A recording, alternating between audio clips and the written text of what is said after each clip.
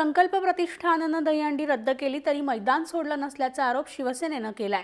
वर्डेतील जांभोरी मैदानात दरवर्षी सचिन अहिर यांची संकल्प दहीहंडी होते, मात्र यंदा त्यांची दहीहंडी रद्द झाल्यानं शिवसेनेनं या जागेवर दहीहंडी साजरी करण्यासाठी अर्ज केला।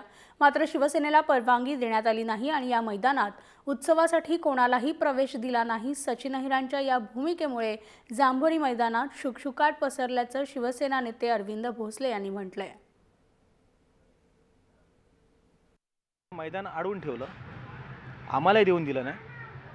पीडब्ल्यूडीचं प्रशासन हे कुठेतरी अजूनही माजी आमदारांच्या राजकीय दबावाखाली आहेत का ते आम्हाला कळत नव्हतं। मी त्याला मग रीतसर कायदेशीर वकिलाची नोटीस दिली, बाबा आम्ही मैदान मारतोय, आम्हाला उत्सव परंपरा साजरी करू देत। जन्माष्टमीच्या दिवशी तुम्ही पाहत आहे मुंबईत रस्ते फुलले गोपाळ टालांच्या त्या उत्सवाने।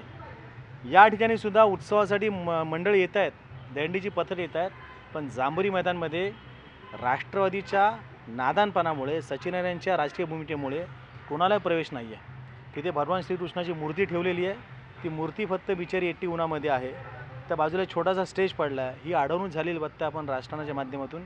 पोलिस पारा देऊन बसलेत, म्हणजे ते जांभोरी मैदानामध्ये कर्फ्यू लावला अशी परिस्थिती आहे।